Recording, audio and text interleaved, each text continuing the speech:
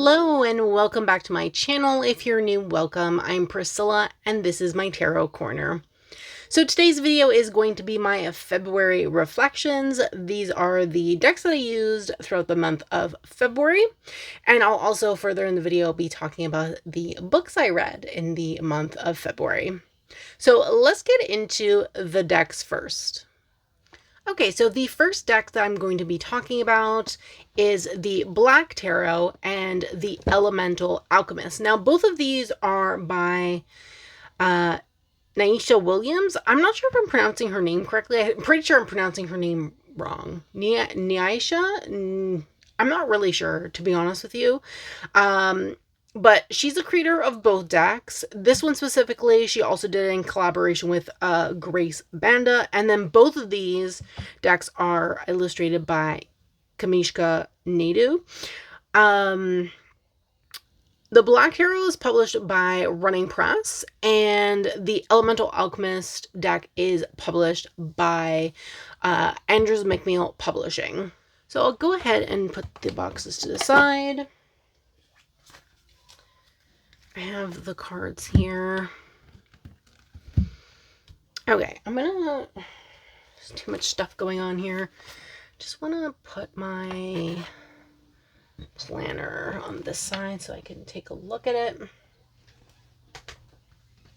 Okay, so for the month of February, I use these as my monthly deck. So I did like the month ahead reading.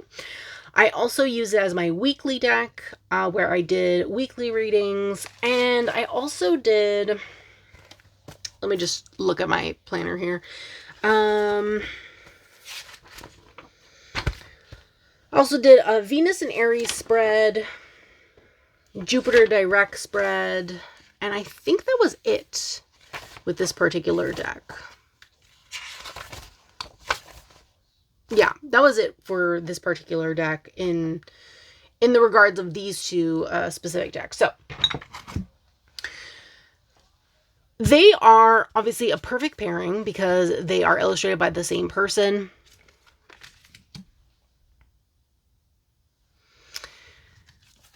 So for me, the energy is similar. I really enjoy putting this in the middle and then putting the tarot on either side like this. That's what I literally prefer in regards to these three decks specifically. Now, I use this weekly, so it was my weekly deck. I picked these decks specifically for Black History Month. The Black Tarot, since I got it last year, it's been like my deck of choice for February to use.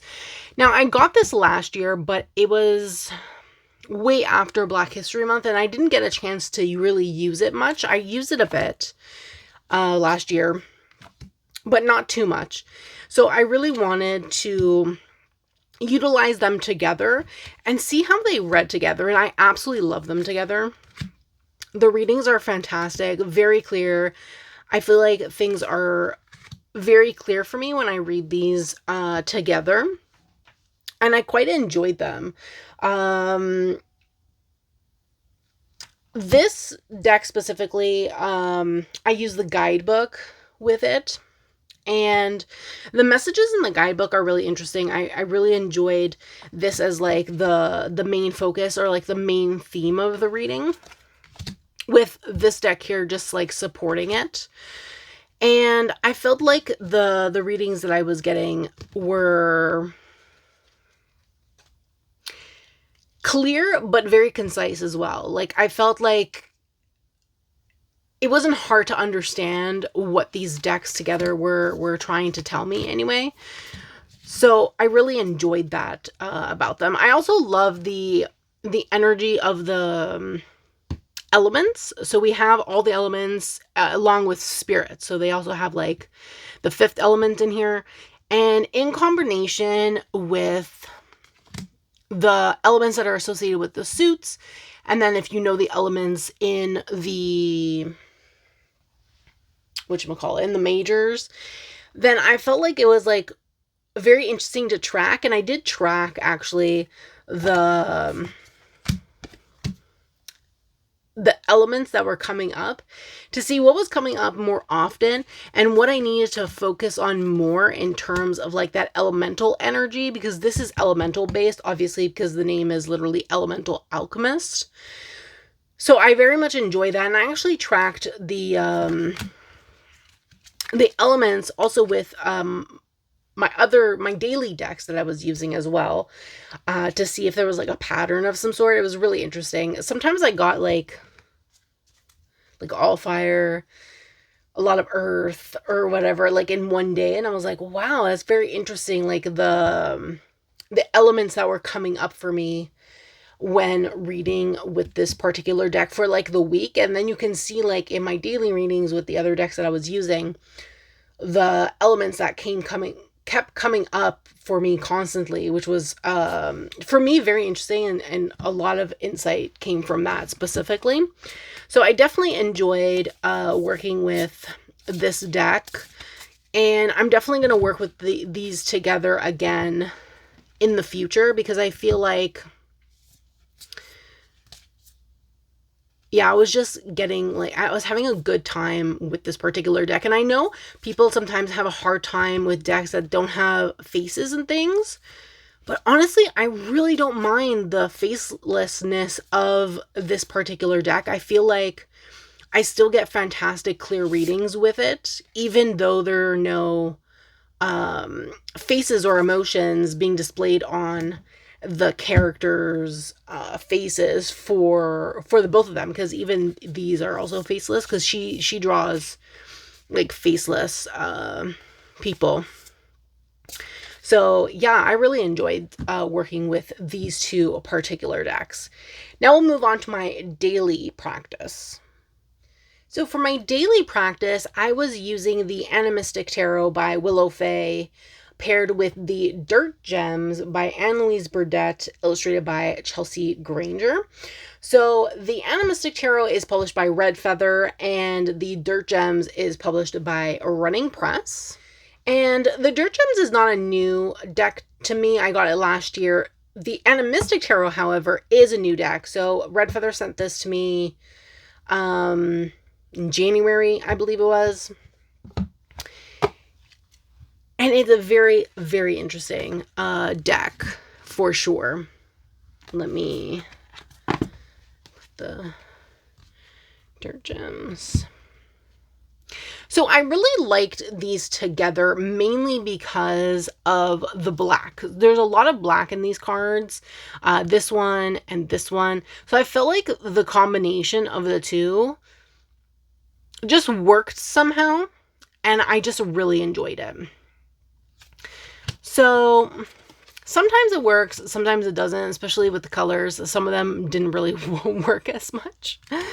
But then sometimes they just worked really well, in my opinion. Like, I really love this together, for example. This is from the suit that's like black and white.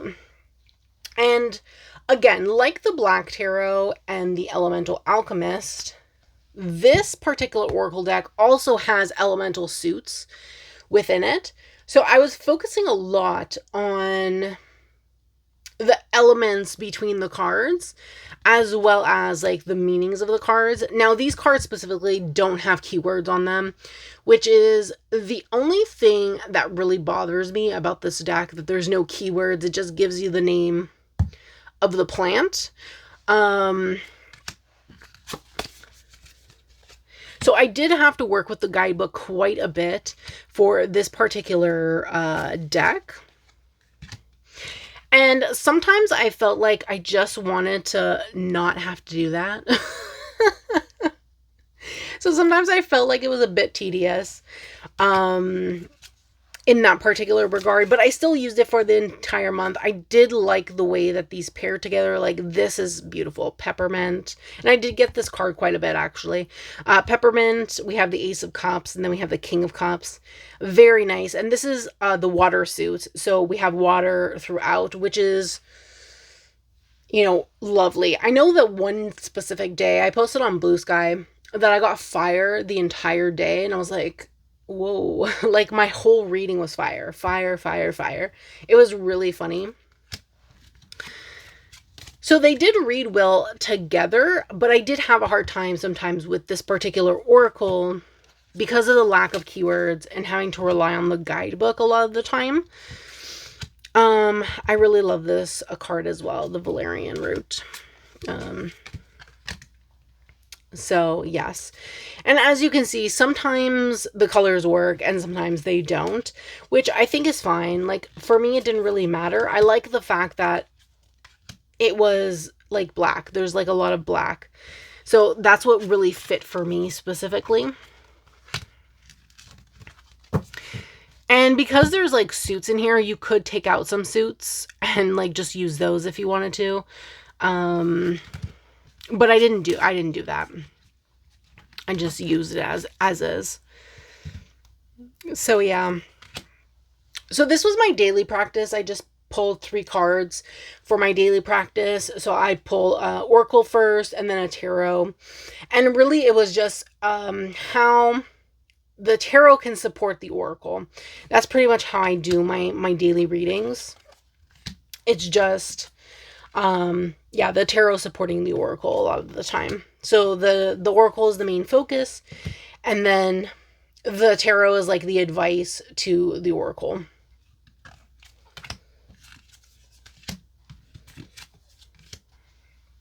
So yeah, love this.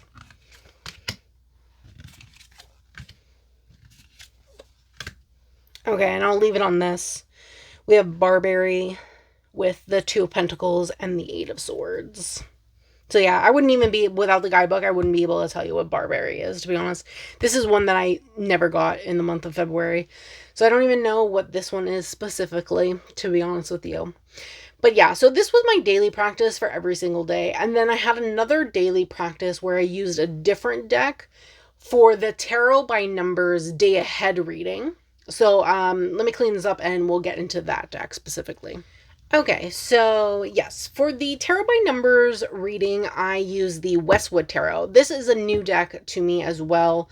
I received it in January. So this is by Yasmin Westwood, and it's created by Yasmin Westwood in terms of like the art and the creation of the deck. And then the author of the book specifically is Calliope. This is published by Red Feather. They did send this to me. I do have a Red Feather haul specifically of the decks that they sent to me on my YouTube channel. It was released in January, so you can definitely go check that out. I'll try to leave it linked in the cards, so it'll be attached to this particular video, so you can go check it out if you're interested. But yes, I wanted to get to know this particular deck because I really enjoyed it. Like, my first impression of this particular deck was really lovely when I unboxed it in that other video that I mentioned. So what I did, I did the Tarot by Numbers day ahead reading. So if you have the Tarot by Numbers book by Liz Dean, it's page 87 of that particular book. I believe the book is still on Kindle Unlimited if you're interested in like checking it out. And if you have Kindle Unlimited.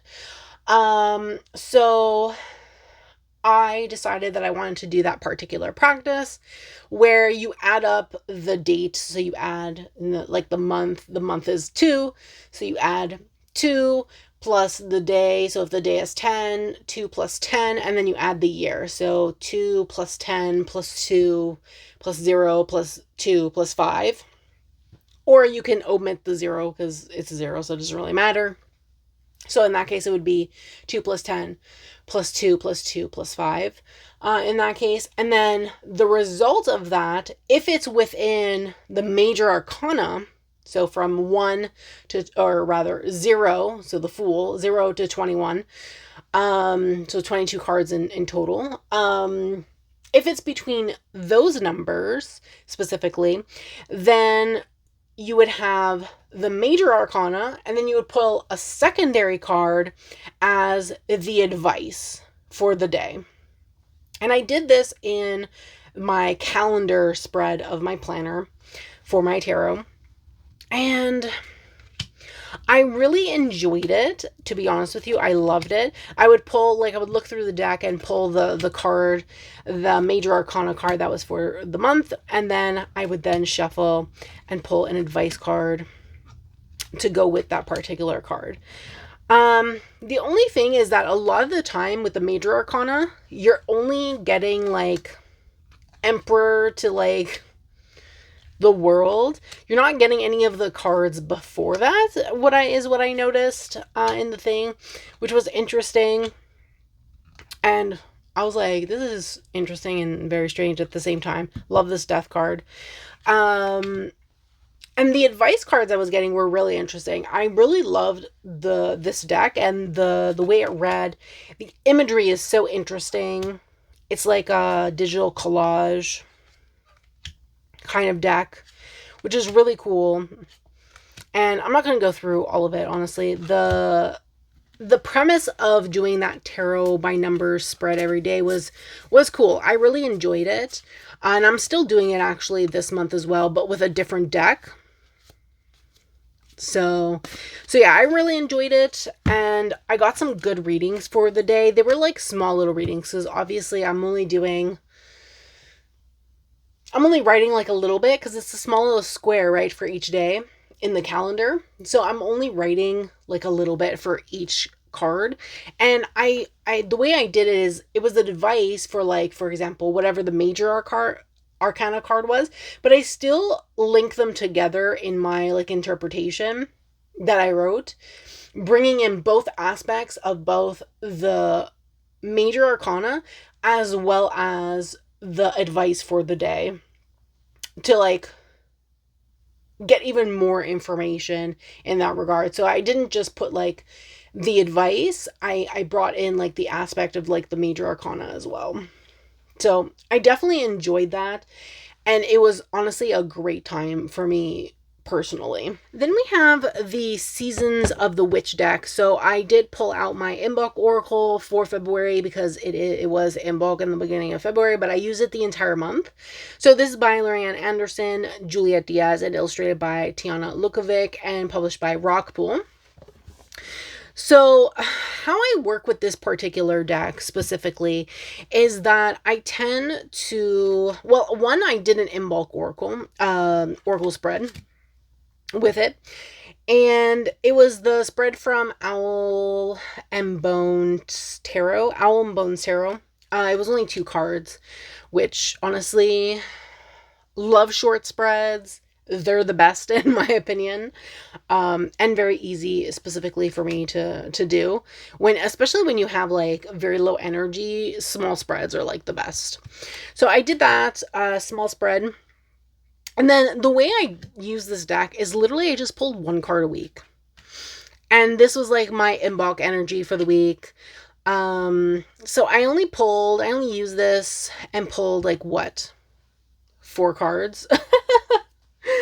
4 cards, so I didn't really use it that much, to be honest with you, because I only, again, pull, 1 card a week, and that's it.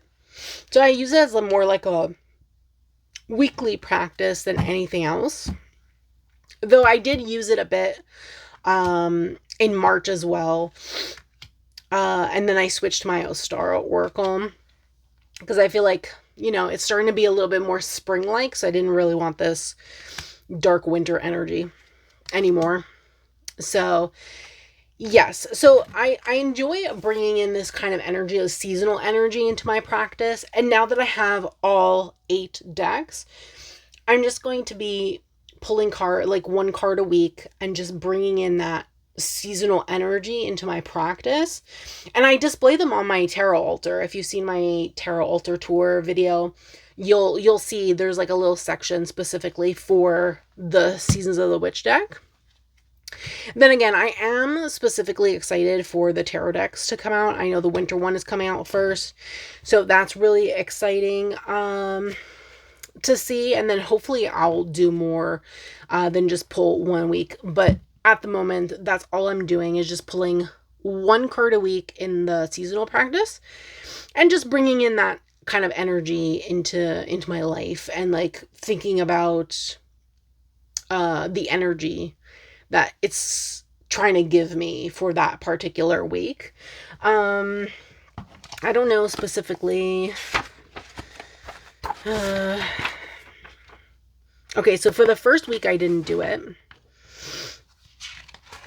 but I did do it the second week. So I got Serpent the second week, and then Winter Woodlands the third week. And then the fourth week I got Groundhog. And that was it. And then we went into March, and then for March I pulled some more. Sorry. I pulled some more still in bulk, but specifically for February, I didn't pull it the first week because I did the reading. I think that's what it was. And I had Casserole displayed specifically on my altar that particular week. Yeah, that's what I did. I did the in bulk oracle spread, and then I kept Casserole specifically because I wanted to bring that energy into my week, specifically because the question was, what is awakening? So I displayed Casserole specifically, and then I just didn't write it on this side because I wrote stuff here. So I didn't see like it being necessary in that regard. So yes. And then I only have one more deck that I used, and it was mainly for one spread. That was the Catacorn Tarot. And which spread actually was it for? It was for a first quarter in Taurus spread that I used this deck. And we all know what it looks like, but I'll just do that. My favorite sun card. Anyway, let's not gush over this deck because it's so cute. But yeah, I really enjoyed working with this the month previous. And yeah, I only did one spread. I only pulled 2 cards. It was a 2-card spread that I did, and I got the Chariot and the Knight of Air, which is the Knight of Swords. So yeah, that was pretty much it. I didn't really do much else. This was pretty much talking about, like, you know, about having a plan to be abundant and resourceful in life, and how I can strive for that further, and like not holding myself back from gaining those things that I want out of life and things like that. So yes, and then if you want, we can just quickly take a look at my planner.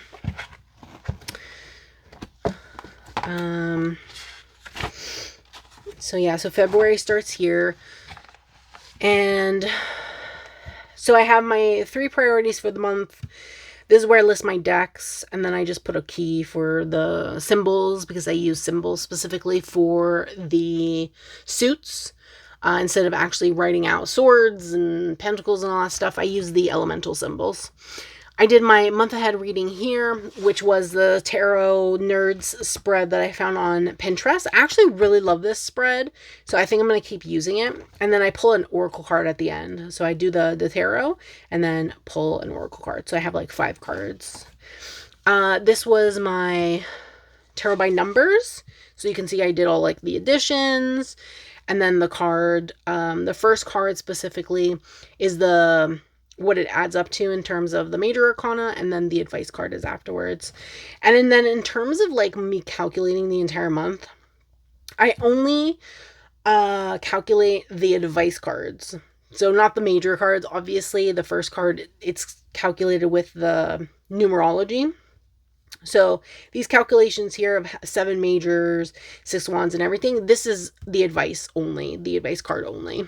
And I did get some repetition and things during the month.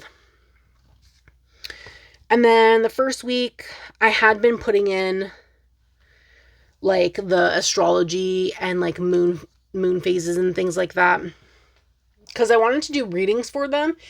And I did a couple of readings, as you can see here. I did a couple of readings, but that was it. I didn't do anything else other than this. And I wish I had done a few more readings other than this specifically. So yes. And then I was also tracking the aspects that were happening. And you'll see that I changed the way I was writing them. So I was actually writing them with the zodiac in mind. But then further down the road,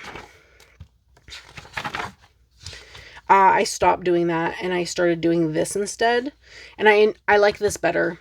So I'm keeping this way specifically for March. So yeah. And then I have all my daily readings, my weekly reading.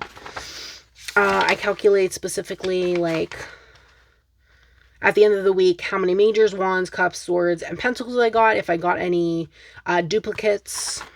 And I include also the spreads as well. So, like, if I did a spread that specific week, I include it in the calculations here. This spread was included in this one. So, yes, again. So, the week stays pretty much similar. Here I pulled all the 10s. Literally every single 10, I pulled them. So, we have the 10 of Swords.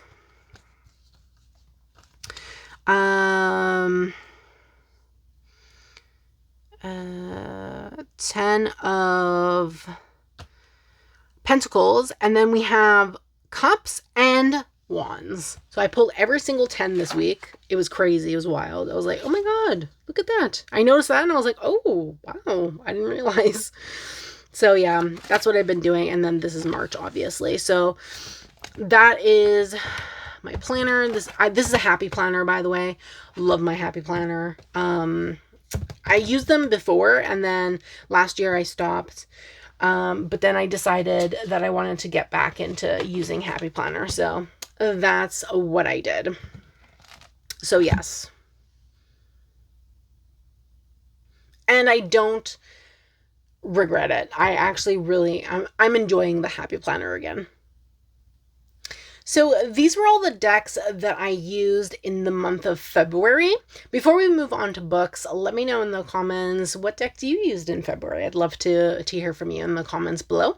Now we're going to switch up the view and we're going to talk about the books that I read in February. Now, just a little disclaimer. The books I read in February are all adult books. So, if you're watching this with a child or anything, I would suggest maybe keeping the next part to just yourself. My videos are set to not be for children, so just to let you know, maybe just keep this for, when you're alone. Though, if you don't care, if your children hear about adult books, then you do you. That's great. I love it. Because, like, if you grew up like me in, like, the 90s, the early 2000s, believe me, I read adult books even when I wasn't an adult. So who cares, in my opinion? But you parent the way you parent. I just wanted to just let you know that the books that I'll be talking about are adult specific. So, yes. Okay, so we switched up the view, and now we're going to talk about books. So I opened my Fable, because that's where I've been tracking my book. I still track on Goodreads. Like, I'll mark when I start a book, and then I'll just mark when I finish it and put the review in there. But I've mostly been tracking my daily reading in Fable, because I actually like the interface a lot better in terms of, like, daily tracking. So the first book that I finished in February was The Poisons We Drink by Bethany Baptiste. I will have the book covers on this side. I'll try to make some space so it's not covering my face. So yeah, so this was the first book. It's The Poisons We Drink by Bethany Baptiste. This I gave 4 stars. So let's see, what was my review? Because I don't even remember.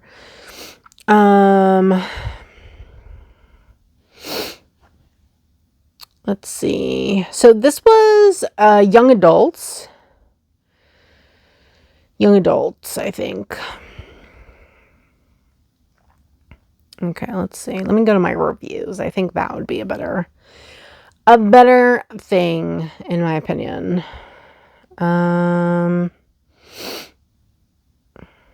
Here we go. Okay.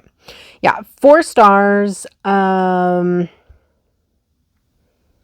enjoyed it. So I read this part of the book club for February in Brittany from Cosmic Lunar Souls Discord. So she decided to start a book club. And this was the first book that we read together. I did the ebook because I'm not the huge fan. I'm not the biggest fan of audiobooks, to be honest with you. Like, I've read a couple of books through audio. If the narrator is good, then I enjoy it, but I don't always enjoy audiobooks. Sometimes it's hard for me to pay attention to them, to be honest with you, because I'm like doing other things while I'm listening to it. So, yeah. So yeah, ebook. I got this from my library, and the book was crazy. It was wild, honestly. There was a lot going on with the story. It was very political, in terms of like humans and witchers is what they're calling the witches in this particular book, that have gifts and things. And I did enjoy the ups and downs and like the twists and turns of it all. It was very interesting and definitely kept me on the edge while I was reading it. There were quite a number of characters as well, though it wasn't to the point where I couldn't keep track of all of them. I felt like I knew who everyone was pretty easily, in my opinion, like for myself specifically. And I definitely enjoyed the story. I thought the story was really great, and I really enjoyed it. I was hooked literally from the prologue. Like, the prologue sucked me in. I was like, who's this guy? I want to know who he is.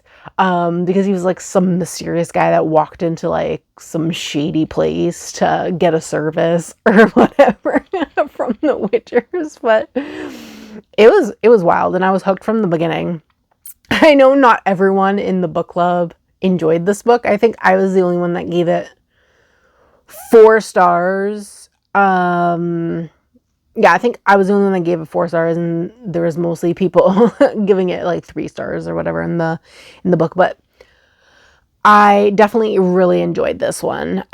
It was her debut book from what I read before starting it.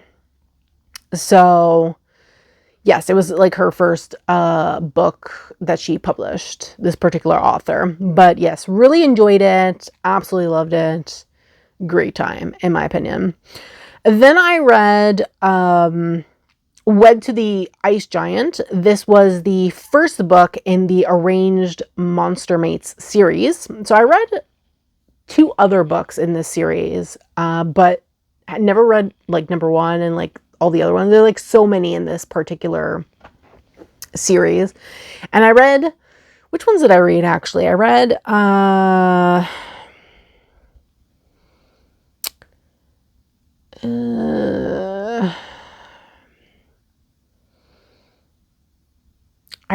Wed to Jack Frost. It doesn't even say which one this one is. Okay, book 10. I read book 10 and I read book 12. And obviously you don't have to go in order. They're different monsters, so it doesn't really matter. But I wanted to actually read them all, actually, because I really liked Jack Frost and Krampus. So I decided, okay, I'm just going to start from the beginning. So I read the first one, which was Wed to the Ice Giant. And this is by Layla Faye. I was like, what is this? This is an 18 plus book. Just to let you know, this is adults. Very spicy. It was short. I think I like read it in like a day or something. Really quick, fast paced, really quick read. It was cute. I liked it. Lots of spice from the beginning. Lots of drama also with the ice giants, which was really funny in my opinion. I'm like, wow, these people have lots of drama. Like, wow. But I enjoyed it. I gave it 4 stars, honestly. It was short, very sweet, very cute. The next book I read was for Valentine's Day. I read Petty Cupid by Sarah Blue. This was so fun. I absolutely love this. I gave it 5 stars. It was fantastic. The premise of it is that these cupids have to fill their quota for Valentine's Day, and they have like a Valentine's Day ball that they all attend for Valentine's Day, and they all bring dates and things. And this particular Cupid, like the main character, Cupid, who her name is actually Cupid, she, because they all have different names, all the Cupids have different names, and her name is actually, is it Love or no? What's her name? Hold on, let's see. She has an actual name that's like, I don't think it says here, Grim Reaper, because the Reaper's name is actually Reaper. So, I can't remember if it was Love. I think her name was Love or something like that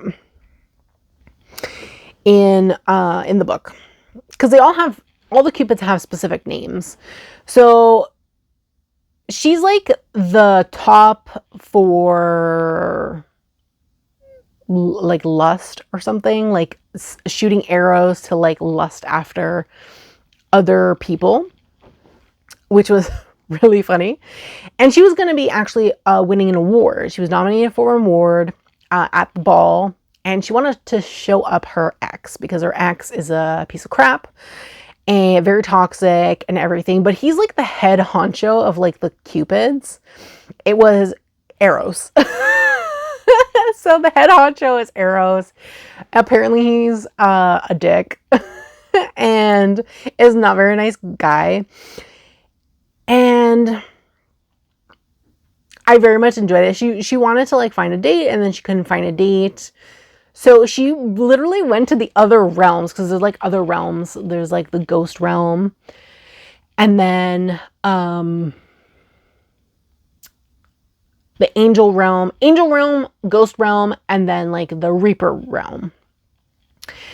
And she went to the angel realm. Angels, dicks. That's what she decided. She's like, wow, these people are rude as hell. She moved on. She went to the ghost realm. Ghosts can't touch. They can't do anything. Right? So she couldn't really date one of those or bring them as a date. So she went to the Reaper realm. She found a Reaper. His name is Death. Older guy. This was like an age gap romance, which love me, an age gap romance. Also grumpy sunshine, because the Reaper was grumpy as hell, and she was all sunshine, all smiles and happy and everything. And it was so cute. She wanted to like, she asked the Reaper, oh, will you come to like the Valentine's Day ball with me? And he was like, what? Like, who are you? What's going on? So they made a deal, and he ended up going with her, but it was so cute. Like, their story up until that point was so cute. And then finally, when there was spice between them, absolutely amazing. I loved it so much. I am actually planning to read the second one, which is the St. Patrick's Day vibe, and I'm going to be reading that this weekend. So yeah, I'm excited. I'm going to be reading it in time for St. Patrick's Day. Hopefully this goes up before then, but yeah, I'm super excited. So what did I write? It was a novella. It was like, you know, it was short. Like, it was such a quick read. So funny. Oh my God, there were so many parts that I was laughing my head off. And oh my God, yeah, the dynamics between Cupid and Reaper were like chef's kiss. Loved it. And then I put in my review Daddy Death. Who doesn't love Daddy Death? Because he was very older. Like, she kept saying, like, how old are you? Like, he was centuries old compared to her, which was really funny. Okay, next book I read was Bride by Ali Hazelwood. So excited for the sequel. Can't wait. Just to let you know.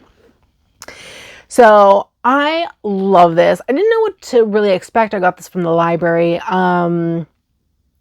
Definitely forced proximities, enemies to lovers, in my opinion, were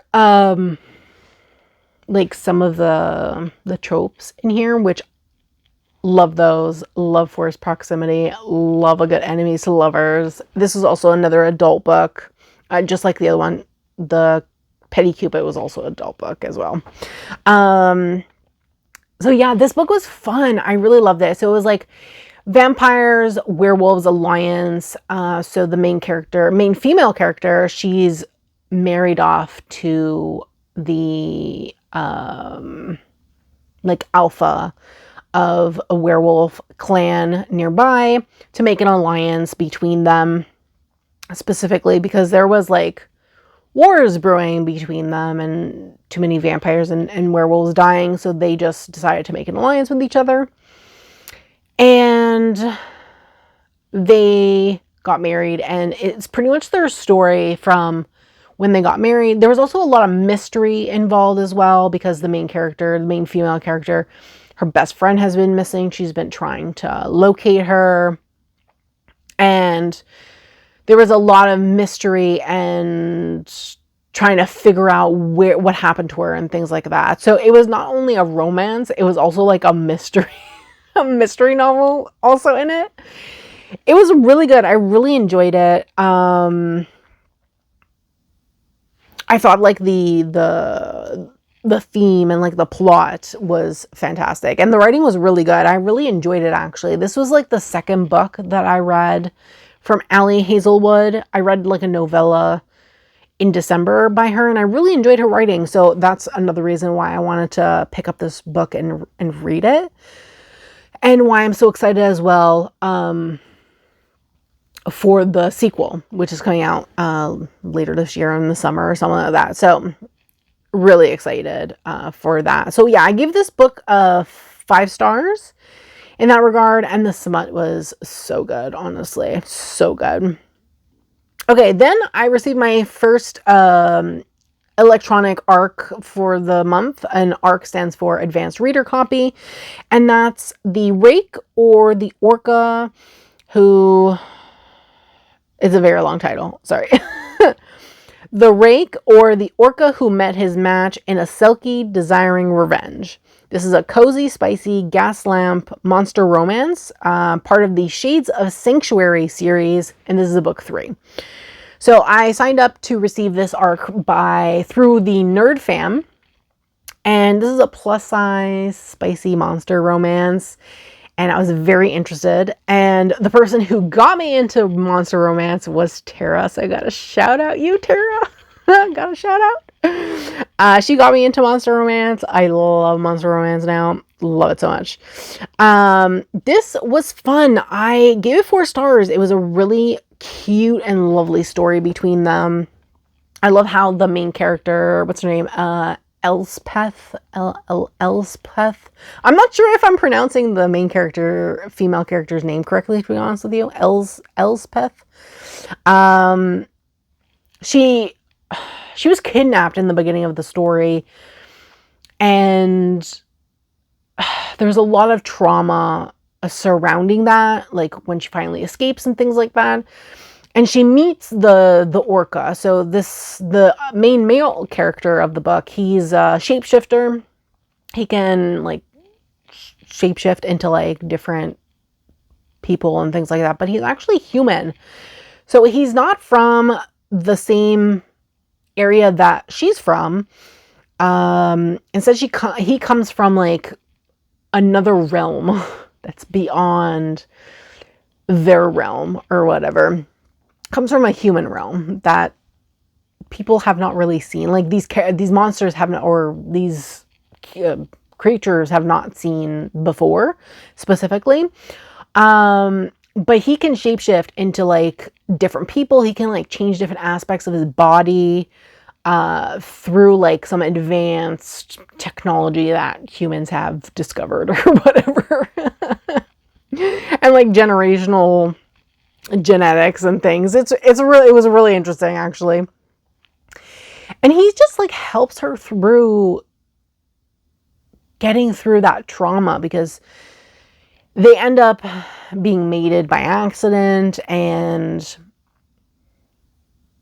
she's just trying to learn how to trust him, but he's really into her like so much, and it was so cute. Like he was so devoted and constantly being such a lovely, like, trying to be like such a lovely partner towards her, but she has so much trauma that she was like so freaked out by everything.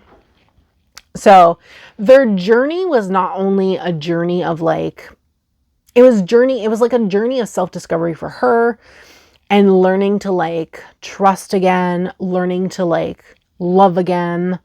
But it was also a journey of like trying to find her brother, because her brother was also kidnapped at the same time as her, and she wanted to rescue her brother. So there was like this adventure aspect in it as well. So it wasn't only, there was like smut also, like the smutty romance, so there was that as well, but it wasn't only that. There was actually like a plot to the story as well, which I absolutely loved. It was great. I do really want to read the first 2 books, and she has another book coming out in May that I also want to read. So too many books, so little time, I don't know, but it was good. I really loved it, actually. So that's the book that was the other book. I don't, what number of books are we at? Hold on. 1, 2, 3, 4, 5. That was the 5th book that I read in February. Then I started, or finished, another, I wouldn't say it was for Valentine's Day specifically, but it was, like, it does have Valentine in the title, so it was like advertised during the Valentine period as like a book that you could read that had that kind of vibe, I guess. So the next book I read was My Funny Demon Valentine by Aurora Asher, and I love this. This was so funny. I gave it 5 stars. It was absolutely hilarious. It felt like a rom-com, to be honest with you. And the dynamics were hilarious between all the characters. So this was like demons, fallen angels, Nephilim, humans, all these things. So it was like 4 demons that escaped hell. They escaped hell. Yes, that's correct. They escaped hell to the human world, to the human realm, because they wanted a break from hell. They wanted to just be like, you know what? I don't want to do my job anymore. I need a break. I want to party. I want to have fun. I want to get drunk, do drugs, do all these things, and just find women. That's what they wanted to do, and it was hilarious. I loved every moment of it.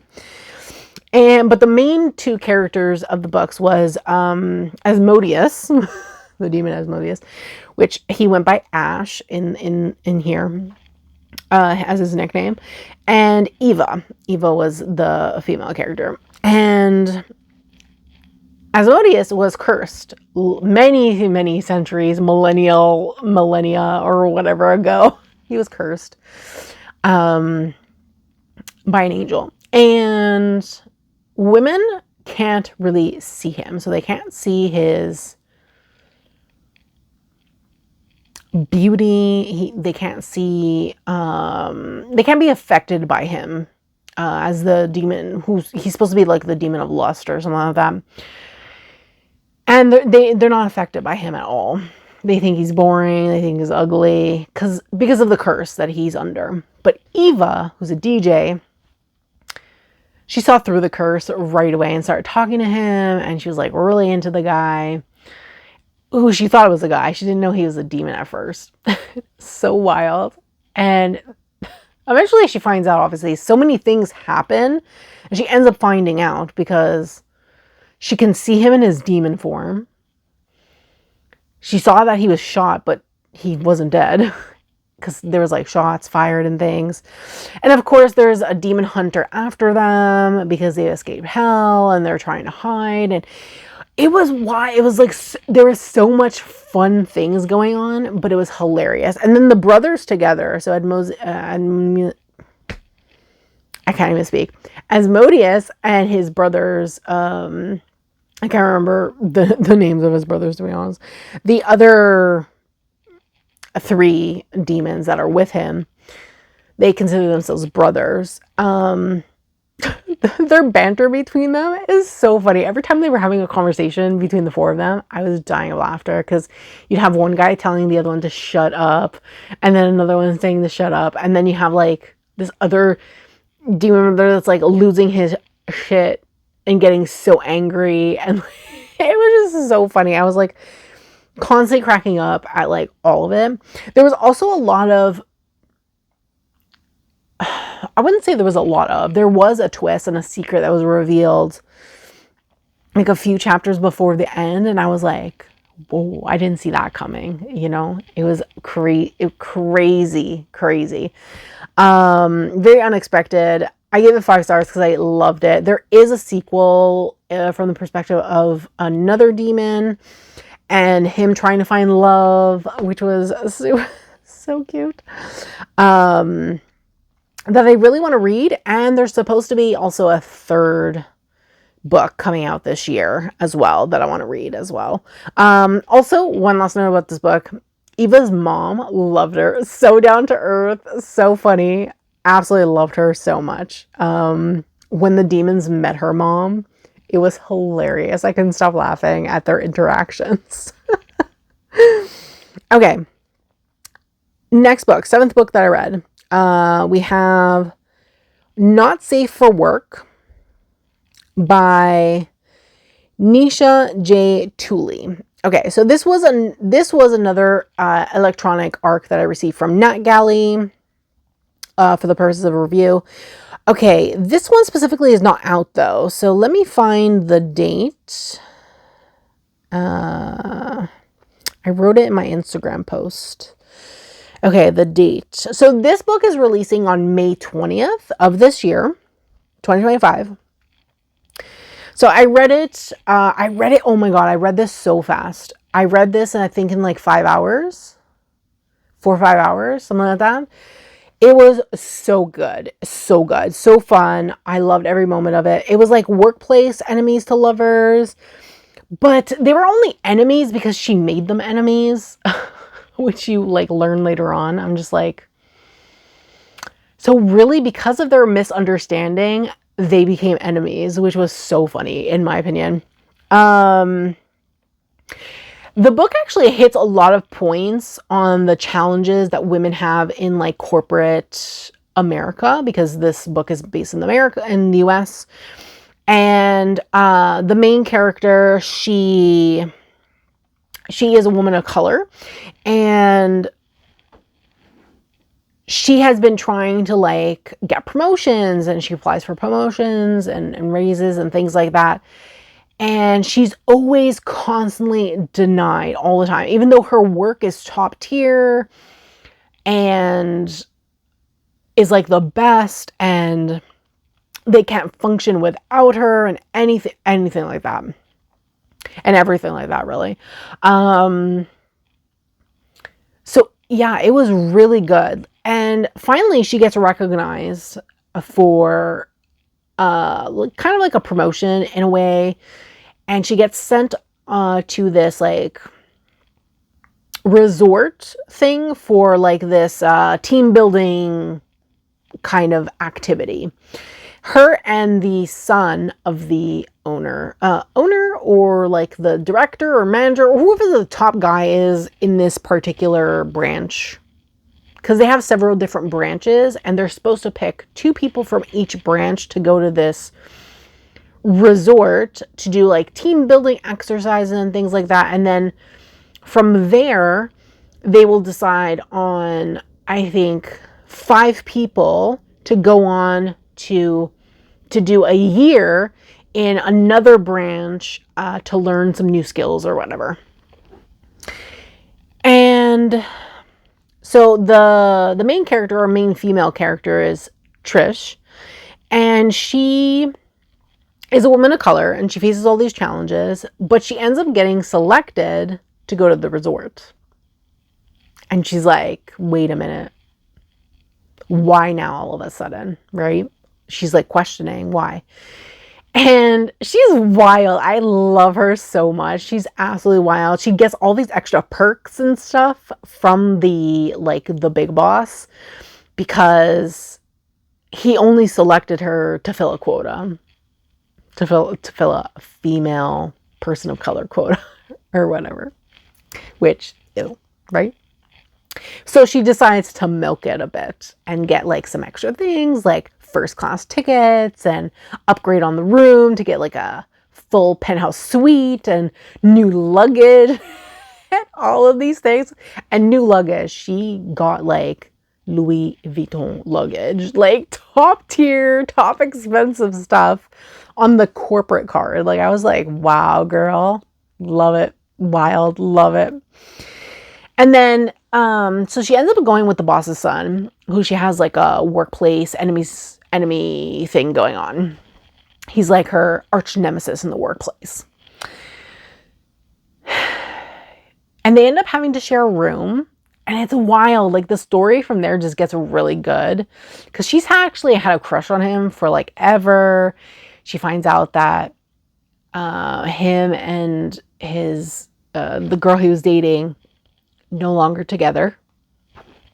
And she's like seeing him in a different light.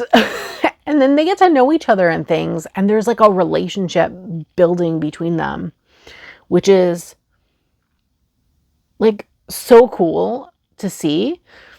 And she ends up finding out a lot of different things about him and seeing that the perspective that she had about him in the beginning as the boss's son is actually not really the case. Like he actually has a very hard time being the boss's son and things like that. He has to live up to these expectations of him that he doesn't even want. Like he doesn't even want to be in that company, which is crazy. He wants to do something different with his life, but his father won't let him or won't support him and things like that. And they develop a romance, obviously, because it's enemies to lovers. And I just love the confidence that he gives her, actually, by saying, like, you know, you shouldn't really take the bullshit that you've been taking all these years and things like that. So I really loved, and he was very supportive of her, like, throughout as well. And there's also some like nasty things that happen that I feel is very corporate America, in my opinion. And a lot of glass ceiling stuff and a lot of like harassment related things that you typically see in real life was portrayed really well in this particular book. So again, I gave it 5 stars. It was fantastic. I absolutely loved it. And it's going to be releasing in May. So definitely check it out if you're interested. Okay, then I received another e-arc from NetGalley for review. This is Red Runs the Witch's Thread by Victoria Williamson. I gave this 3 stars. So I didn't really know much about this particular author or book going into it or anything like that. I requested it based on the synopsis and the cover. The cover was interesting. The synopsis was really interesting because it was based on like the witch trials or the last witch trials anyways. The main character, as a child, she accused several people of witchcraft and they got hanged based on her accusation. So it's like a dual timeline. So it's like her as an adult and her coming back home after her husband had passed away. She was married to a reverend or something, and she came back home to take over the thread business that they have. Her father died or whatever long ago, and her mom, I guess, was taking care of the business and things like that. And she wanted to make thread. She came home to make thread. That's really what was going on. And this was supposed to be like a thriller suspense kind of mystery, but historical. And I did like some parts. I found some parts really interesting, really suspenseful, gray, thriller-esque. Kept me in the story. But then there was other parts that kind of took me out of the story and were kind of boring. And I was like, where's this going? Like, can we move on from this? And I was kind of getting a little bit annoyed with like the repetitiveness about the thread not being white and her obsession with trying to get the thread white and stuff like that. I was just like, oh, girl, who cares? Like, my God, whatever. I love, again, the dual timeline I really enjoyed because it gave you some interesting perspective on how when she was a child and some of the things that were going on, which were really weird when she was a kid. That's what I actually really loved. I love that part. And then her adulthood is so boring. There were some aspects though in the adulthood, some things that took place, situations that happened that were really interesting. And really what saved the book and why I gave it 3 stars was the ending. The ending was fantastic. I love the ending. I wish that the author had put the energy that went into the ending of like being so suspenseful and the edge of your seat and that thriller aspect. I wish that, since it was in the ending, I wish that was throughout the book consistently. I would have given it higher, like maybe 4 stars, if it was more suspenseful, a bit more suspenseful, personally, because I felt it wasn't, like some parts were, but it wasn't consistent, and sometimes she was losing me, the author was losing me, in the story. So yeah, but I did, 3 stars. I liked it. I don't know if I would pick up another book from this author, to be honest with you, but I would say that I did, for the most part, enjoy what I read. So yeah. Then I picked up another e-arc from NetGalley. This is the Jane Austen's Garden. So the botanical tour of classic, again, long name, botanical tour of the classic novels.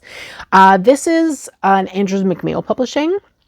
And I saw it on NetGalley and I was like, ooh, let me request this. So I requested it and gave it a read. It was a quick read, honestly. It's a lot of pictures. There's text, obviously, a lot of activities, DIY, recipes, and things like that, connecting to Jane Austen. So I would highly say that I gave it 5 stars because it was a fun time, in my opinion. And if you're a big fan of Jane Austen, you'll love this. Honestly, you really will. I love the tie-in to like some of the recipes. They would tie in the recipe to a specific Jane Austen book or different symbols. Like there was a section of like symbology and things like that, and they would tie it into like different Jane Austen novels. So I really enjoyed that very much. So that's the reason why I gave it 5 stars specifically. So yes. Okay, how many books left do I have? Okay, 4 more books. 4 more books. Okay, so then I got another e-arc from NetGalley. Okay, called Shy Girl by Mia Ballard. So this released on March 1st, so it's already out. Also the Jane Austen book, just to backtrack, that released March 11th, so it's also out as well. So back to Shy Girl. So this is by Mia Ballard. First time I ever read a book by this particular author, and I have to say, this book, so weird. It was a horror book, so it was from the horror section. I loved it because of the cover and the synopsis. So that's what really brought me in. The cover was great. You can see it on the screen. And the synopsis was interesting. Let me read you actually the synopsis. So the synopsis is, lonely, broke, and depressed with a serious case of OCD, Gia finds herself at a crossroads when financial troubles lead her to Nathan, a mysterious and affluent man she encounters on a sugar dating website. So sugar daddy kind of website. Desperate for a solution, Gia is intrigued by Nathan's unconventional offer. In exchange for living as his devoted pet, all her debts will be erased. But the longer Gia is in captivity, the more animalistic she becomes. And it says here that if it's for fans of Night Bitch, which I have not read, which is by Rachel Yoder and Lisa Tadato's Animal. And it says that Shy Girl is a harrowing tale of girlhood, survival, autonomy, and revenge. And I will say that it fits all of those things. But it was the weirdest, most effed up book I have read in a long time. I gave it 5 stars. It was fantastic. I absolutely loved it. I will say though, please look at the trigger warnings. This book is very adult. It is not for the faint of heart. There's a lot of gross things that go on in this book, and it can be a little bit triggering, I will say that, for those who might be triggered or a little bit more sensitive. So definitely check the trigger warnings before looking into this book. I will say that as well. But I loved it. I absolutely loved it. It was insane. I thought it was well written. I actually really like this author. And you definitely see the dynamic of like the struggle between power and survival, and in like a really depraved way, honestly, because as the synopsis says, she's in captivity. This guy literally kidnaps her and doesn't let her leave his house. And the way it stretches on in the story is like a chapter is like everything that's happened. A chapter or two is like everything that's happened within a year. Because she was with him for years. Okay, years. He kept her for years, which is wild. And I wrote here that this was horror to the next level. Honestly, wild. It was wild. I read this in 5 hours. I read in 5 hours. Honestly, I was on the edge of my seat the whole time. I was like, I need to know what comes next. I need to know what happens. I need to know if she's going to fight back. I need to know. So I just kept reading and reading and reading and reading until I was done. And I decided from this that I was going to check out her other books. And I ended up reading a novella also in February, which I'll be talking about shortly. And I still have to read her other book, which is called Sugar, which I haven't read yet. But so good.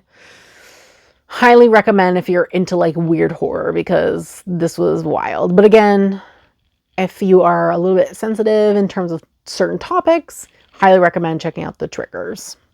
Okay, next I finished Me in Search of You. This is by Jenna Langbaum. This was a physical copy that I received from Andrews McMeel Publishing for review. I don't even know, last year I think. And I started it I think last year, but I didn't finish it, so I decided to finish it. I gave it 4 stars. I really enjoyed it. It's literally like poems or prose or little blurbs that literally showcase the ups and downs of relationships and dating from the perspective, I guess, of the author. I'm not really sure. I would assume it's from the perspective of the author. So like breakups, like being in a relationship, breaking up, and then the things that happen afterwards when you're trying to find someone new or, you know, your forever person. So I really loved it. It was very entertaining, very relatable, in my opinion. And there was also like a lot of like depth and rawness to it as well, in some of the entries that were there. So I definitely enjoyed it like very much. And I do recommend this if you're interested in like poetry and things like that. I recommend this very much. Okay, so now we get into the novella by Mia Ballard. So this is We All Rot Eventually. It's a horror novella. I gave this 4 stars. And this was wild. I think this is how I'm going to describe this author from now on. Wild writer, honestly. So yeah, it started off slow. It was like building, I guess. Building the suspense. But it escalated so quickly after a point. Like it was slow in the beginning and then all of a sudden, and you're just like, wait, what? Well, that happened. Kind of reaction. It was crazy. I loved it. I wrote here in my review, it's the kind of effed up horror that I quite enjoy. Like, it was wild. So the main character pretty much is, she wants fame. In order to get fame, people need to die. Kind of horror. And I really enjoyed it, honestly. It was really good. It was short, really quick read, honestly. Only took me a few hours, I think, to read because it was really short. So, yes. What else? What else did I read? Oh, I didn't mention Harry Potter because I didn't put a review, and I had read this previously. obviously audiobook. I did the audiobook in 2021. But I decided to reread the physical, the first book. And you know what? I have to say, I gave it 5 stars, but you know what I have to say? I misremembered that whole thing, and I only remembered the movie. Honestly, I do have to reread all of them because I'm not remembering the books correctly at all. I was reading it and I was like, wait, this happens? Huh? No. Wow, that's so different from the movie. It's been like 2 decades since I've read them, so I don't remember the books at all. And clearly I didn't listen to the audiobooks properly. So yeah, but I really enjoyed rereading the first book again. It was fun. It definitely was nostalgic for me. And I don't know, it just gave me that little giddiness from like growing up with Harry Potter and things like that. So yeah, so those were all the books that I read in February. I read 13 books, 5, 10, yeah, 13 books in total. So it was a good month of reading. So yes, if you made it this far, put a book emoji in the comments below. That way I know that you made it to the end of the video. Let me know in the comments what you read, what you're reading, what decks you used in February, or what decks you're using currently. I don't know. Let's just have a conversation and a chat in the comments below. I do thank you so much for watching. Don't forget to subscribe to my channel, turn on that bell so you can be notified every time I post a brand new video. And don't forget to give this video a thumbs up, as it's greatly appreciated and helps me in the long run. Thanks so much, and I hope that you have a great day.